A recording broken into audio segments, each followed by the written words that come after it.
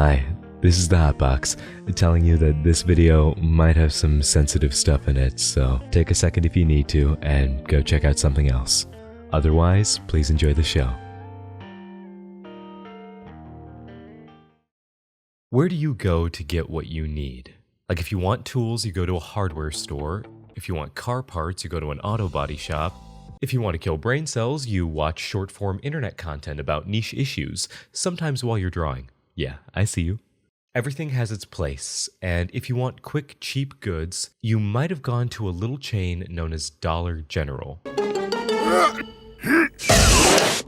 Don't let your kids watch it! Dollar General is an American variety store chain that began in the 1930s in the state of Kentucky. I always thought of Kentucky as a state that minded its own business, but looking at it on a map, you can't really get flanked by states like that and not expect something bad to come out of you.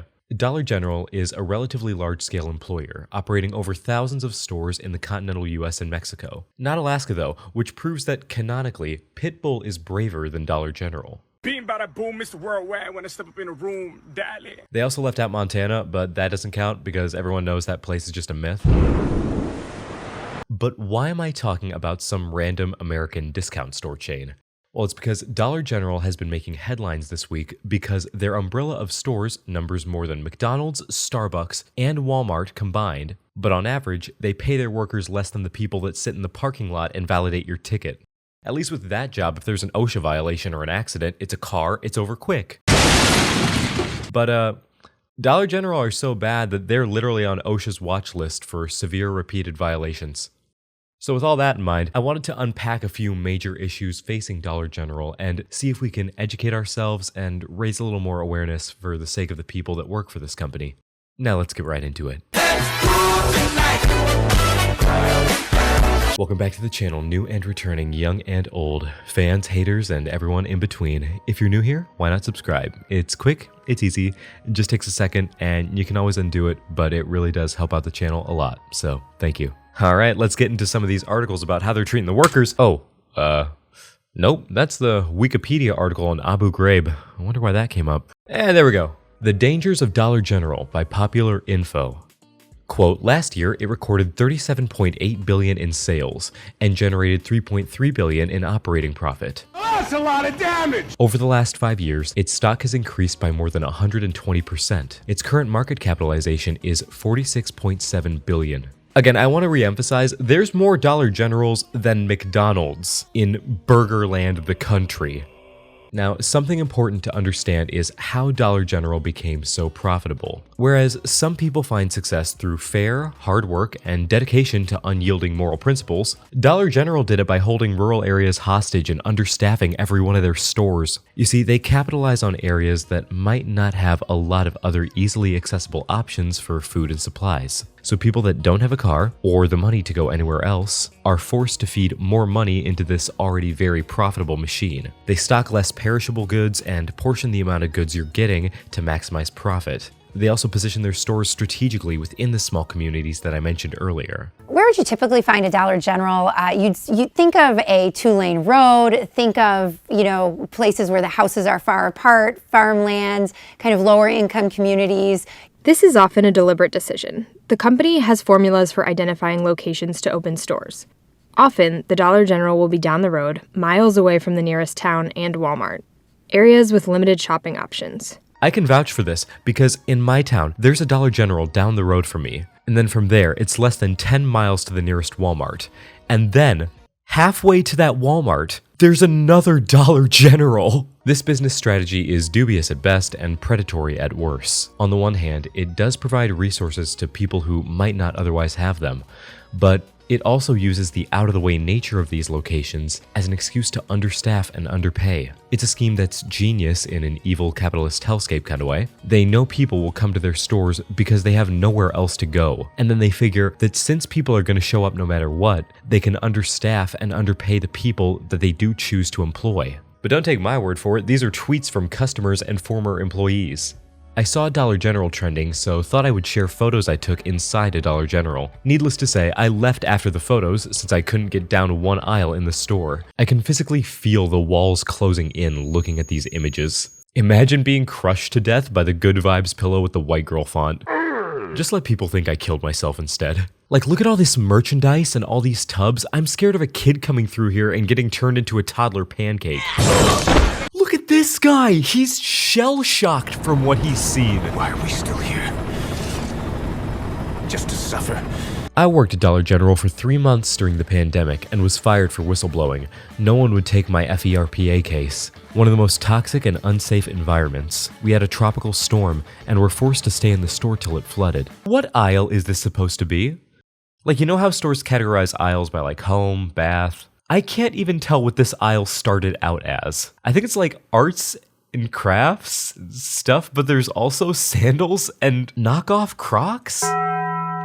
Hey, also, this person straight up broke their arm and was denied medical leave. Could you imagine breaking your arm on the job? You're there in immense pain and the only thing you have to stare at is Purina dog chow? Fuck a broken arm, I'd break my neck. Don't do it to me. I beg you. Also, that person was making $14 an hour, which I'm sure some defenders of Dollar General will use to say they provide competitive wages and that I'm misrepresenting employee pay. First off, I said earlier that they, on average, pay a certain amount. That alone communicates some margin. Second, maybe their wages are competitive in some areas, but also, a 2020 report from the Government Accountability Office identified Dollar General as one of the top companies with workers on federal assistance in numerous states. So maybe they're not lying about competitive wages, it's just that the competition is to pay employees as little as possible. They could double every employee's salary except for the CEO, who makes $16.5 million a year and still have $500 million in profit, $500 million US. That figure also accounts for the amount of fines they received cumulatively from OSHA since 2017, $15 million. Let me put that into perspective. Their CEO's yearly salary is more than what they've been fined by OSHA over the last 5 years. All of that money is a drop in the bucket to these guys. How nice must it be for $15 million to just be a drop in the bucket? I spend $20 on groceries and I'm in danger of not making my rent. Also, if you did double the average employee's salary, at least it would get them above the poverty level for a household of 4. Because right now, the average employee sits below the poverty level for a household of 2. And I'm assuming that a lot of people are working here as a way to support themselves or a family. So why isn't OSHA riding Dollar General more? Well, the thing is, they are. They're doing everything they're allowed to. OSHA are limited by the law. OSHA can only charge, quote, a company up to $15,600 per day for up to 30 days for failure to address an unsafe condition, unquote. Joseph McCartan, a labor historian at Georgetown University, said that Dollar General's apparent indifference to the fines shows that, quote, the system needs to be strengthened, unquote. So OSHA's hitting Dollar General with everything they're legally allowed to. It's just that Dollar General's strategy isn't to learn from these multiple violations, but just to earn enough to outpace the inevitable fines and secure the money for the people on top. And it's working.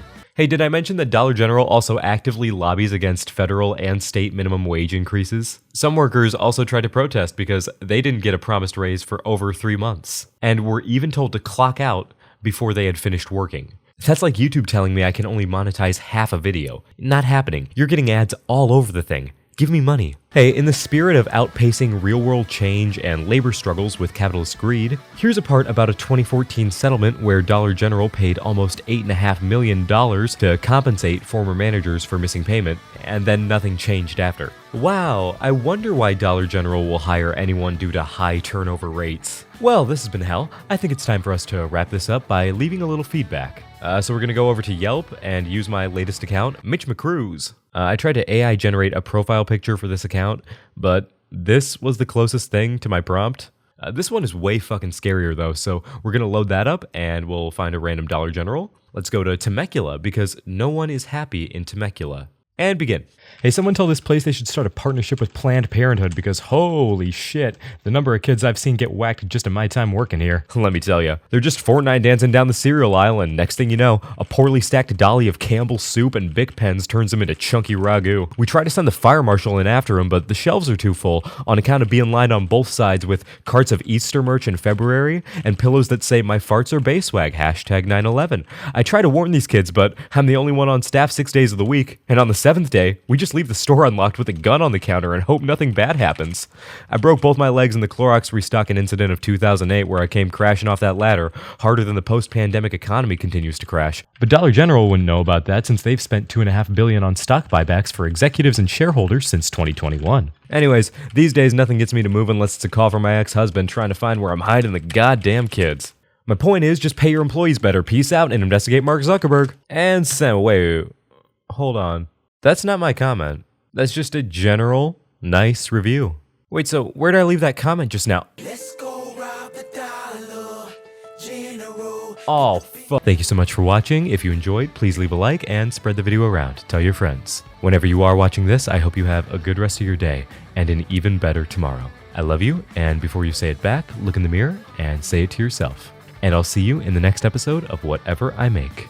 And until next time, this has been the Hot Box. Bye.